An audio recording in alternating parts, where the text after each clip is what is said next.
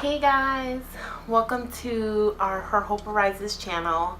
We were so excited back in December when we were going to launch this new YouTube channel, and then you know what happens when you get overexcited about something and then you really didn't fully plan what you really wanted to do. Well, that was us. We are now in June, halfway through this new year, and we're back at it again. We're gonna give it a try, but this time we have a complete full purpose of what we're going to be doing with our YouTube channel. Back, I would say maybe 4 years ago, I led a women's ministry in our church, and a big part of what we highlighted was honoring women and their stories, because we feel like when you share your story, one, there's a freeing part of yourself that you're able to share something that you've never been able to really articulate and be able to show the growth of the things that you've gone through. And so that plays a really big part into what we want women to experience in their own lives. And so we're going to have a Be Real Be You series that we're going to continue from something that started many years ago, and we're going to continue it on because ultimately that was our heart. That's what we love. We love sharing women's stories. We love being able to highlight what women have gone through and be able to show how powerful and brave we are, and be able to grab from other people's bravery and grab from other people's triumphs, because we're all overcomers. We've all been through different things in our lives that have led us exactly to where we are in this point. And so we feel that being able to see women and even men, because ultimately I know that this avenue is going to grow far greater than just women sharing their stories. We want to get our women and men to be able to share their stories of what they've gone through and what have made them who they are today, and what they've learned in their life that they can share with someone else to help them be able to get through what they're going through, if you know what I mean. So I'm going to start by sharing my story. I grew up in a Christian home. My parents got saved when I was about 7 or 5 years old, so that was a long time, 5 or 7, and I would say like I was in it too. I got saved just like then, and I don't really remember my life before Jesus, so that's why I'm like I was a Christian all my life. I just claim it as it is. But I would say that I had an amazing upbringing. My parents, as they continued to grow in their faith, God continued to bless them and do new and different things in their lives that had moved me a lot. I lived in New York for a long time, and then I moved to Jersey when I was 16 years old. So that transition was quite difficult, but I made it through, and I made new friends. Culturally, I went from an urban school to a predominantly Caucasian school, so that was a little bit of an interesting transition, but I made it through, and I met my best friend Lisa, and I will be grateful for that for the rest of my life, because high school was worth it for Lisa. So but I continued to grow up. I went to college. I did all those fun things, but what I really want to focus in on, because I can pick many different stories and maybe I'll share all of the stories one day, but I want to share a season of my life when I had to experience a broken heart. So I was in a relationship for 1.5 years, and after 1.5 years, we had broken up. A big part of why I was the one who initiated the breakup was because I felt like there were many things that I deserved in the relationship, like attention, time. I was tired of him canceling on me. It was those things that I felt like I wasn't a priority, and I would voice my opinion. I would say, communicate how I felt, but nothing changed. And so for me, I felt like I have to stand up for women who don't stand up for themselves and who feel like they can't end a relationship because they feel like, oh, it's okay, I'm gonna put what I feel like I deserve second. So I was like, no, I can't do this. I need to stand up for what I know is right and what I believe. And so I did it, and then I regretted it the second after I did it. So it was like, why did I do it then from the first place? But it was a season that I had to grow, and he had to grow as well in his own life and in his own right, to be the man that God wanted him to be for me.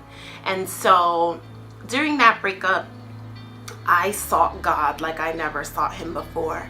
I don't know if you've ever experienced a broken heart. I think that's one of the hardest things to come back from, especially because the person is still here. And so you still have to deal with the emotion of, what if I see them again, or how are we going to be able to talk about this? And a big part of why it took so long, I think, for us to get back on our feet was because we never actually had a sit down discussion of what caused this misunderstanding between the both of us. But in that season, I was waking up 3 o'clock in the morning every day crying. I was praying. I actually got really, and TMI, but I got really, really bad stomach problems for 3 weeks, and I could not hold anything down. And I was in the bathroom every day, every moment. I lost 20 pounds. It was a lot. But in that time, I had one thing I had shared with God, and I think this was the hope that I held on to for us to be back together, was God was like, that is the man I had for you. Like, I thought he was a great decision for you too, but if you don't want to be with him, that's okay. You'll find another man. God was like, but he's just not the man that I have for you right now. Like, right now, he's not looking like that man that you know that he can be. And so because of that, I had to really just trust God to bring us back together, because he was the man that God had for me. He was my happy ending that I knew that in my heart that it should have been. But it was just that we both had to grow. And when you're 25, or I think I was 26 or 27, you're still learning yourself. I'm still learning myself, and I'm 28. I don't know if you ever stop learning about yourself and who you are and what your potential is and who you could become and how do you treat other people. You just learn that over time with experience. And so during that time, one thing that God had showed me about myself is that he had become everything to me. He had become someone that I wanted to spend the rest of my life with, and I was so invested. But in investing, I lost what I was really so passionate about, and it was encouraging women. It was building people up in their faith. And so during that time, I had asked God, I'm like, what should I do? Like, what am I supposed to do now? Like, if we never get back together, then how am I going to be able to get through this? And so I had went back into my vision board that I had drawn up probably like 2 years before. And on my vision board, I had said that I wanted to start a blog, and that it had to be something about hope arising, and I wanted to encourage women. I wanted to go back to doing what I always loved doing, and that was being able to bring women together and build a sisterhood with people that I surround myself with. And so I met with my friends Linda and Lisette, and I was like, I have this vision, I want to make a blog. And they were like, perfect, let's do it. And they were completely on board. And I was like, okay, that's awesome. So we got together. They were the ones who put my entire website together. They're called Dot Design. It's like play on words. I'll put the link below if you guys need your website made, because they're amazing. And we worked together. I set up a photo shoot. I got all my girls together. They all came out. And that first photo shoot was done by Fabiani, which is an incredible photographer. And the support that I had and the people that I had interacted with were all in line with where I was supposed to be. And so during this time, I'm so focused on trying to get this women's thing started, this blog, because I had been writing. I had been so inspired through my heartbreak to write that that's how I got myself out of it. And so right now, I've been teaching at a shelter, and that's one thing that I taught the girls was, if you want to get through the hard times in your life, you need to write. You need to be able to express yourself, to find an outlet, to be able to really exercise those those feelings and put it out there so that you feel like and more empowered and you're able to gain strength from it. He and I still weren't together. We were talking. We met up for the first time and we were able to have a conversation. I actually went on a missions trip during the summer to Honduras, which was my first time ever going on a missions trip. We went with Souls for Souls. We were able to hold church. We had children's church and we had a Sunday service for the town people from Mount of Olives was the name of their town. And I came back and he's like, I missed you. And I'm like, you missed me? What do you mean you missed? Like, we're not even together. It didn't matter though. I think I was just so excited to just have back what I thought that I knew was supposed to happen, but it gradually took its time. And so we were working on things, but I was so focused on getting Hope Arises together that that took my mind off everything. So what can we learn from my story? I would say when you get in a relationship, don't lose your passion, don't lose what makes you happy, don't lose your drive, because as an individual you matter, as your own entity, as me, Amarilis Padilla. There are things that God has called me to do as an individual. Yeah, he's probably called me to do things as a couple together, but what I know that gives us passion and what gives us life is that independence of having something that's mine, and yes, having something that we both share together. And we did end up getting back together, and it's been phenomenal, and I hope one day to get married. But I would say that season in my life of having to go through a heartbreak and having, like, if it wasn't for my mom, pause, because I have to say this, there was a moment where I was crying every day and she's like, okay, I can't with these tears anymore, like, you have to stop. And I was like, what do you mean I have to stop? I want to keep crying. And she's like, no, you're done, like, this is enough. She was like, what is it that you want? Are you gonna wait, or do you want to be done?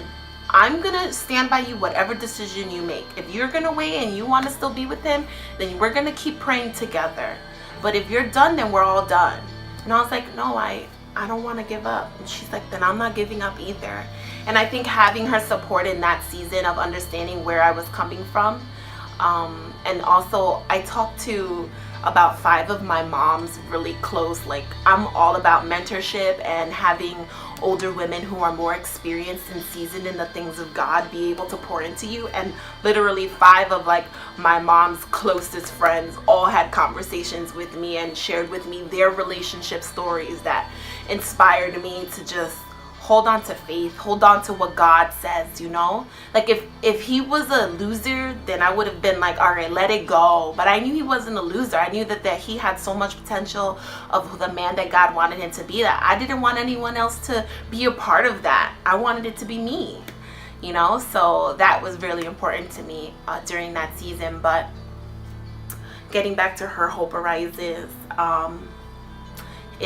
it's really fueled a lot of what I've done. It's fueled a lot of my serving and being able to understand the calling that God has bestowed on me, and being able to take ownership of what I'm supposed to be doing in this world, you know? I don't want it to all be about me. That's why I'm going to share my story, and I won't talk again on the camera probably for another couple months, because I want other people. I'm so convinced that when people share their stories, that there's a part of them that is ignited again. It's a part of them that they're able to reflect and be so self-aware of who they are and what they've gone through, that it helps to form where they're going. And I think that being able to constantly be, hindsight 2020, so being able to look back and see where you've come and the growth that you've made will inspire you to continue to grow, will inspire you to continue to move forward, you know? So that's my story. That's the Her Hope Arises birth story. I'm grateful for every person who played a part in it. Norma played a huge part in it, because that is my soldier. She stands by my side through whatever, and she's like, I'm not gonna do anything else unless you want to do it too. So we've been able to really be true sisters in wanting to do ministry together, and grow other women together. I'm trying to think of who else I have to give credit to. I'm like, there's so many people who I have in my life who've shared such a part in building it. And that's another thing, is you can't build alone.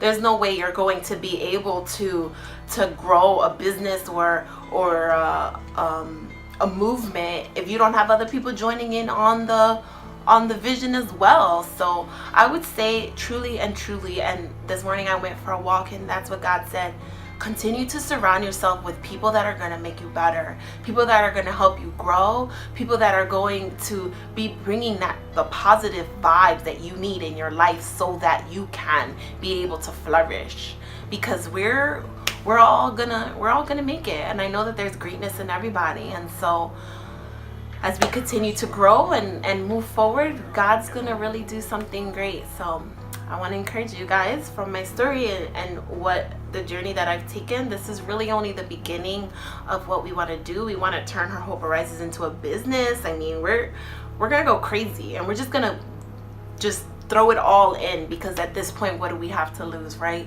Chase your dreams, and if you fail, something else is going to happen that's supposed to happen, so it's just having that faith. And a lot of where we're heading is by what we speak over ourselves. So I'm going to continue to speak amazing things over my life, because that's what's going to come out of everything that we do, and I do, and we do as people. So be blessed. Her Hope Arises is on the move. This is Be Real, Be You, and we will see you again soon.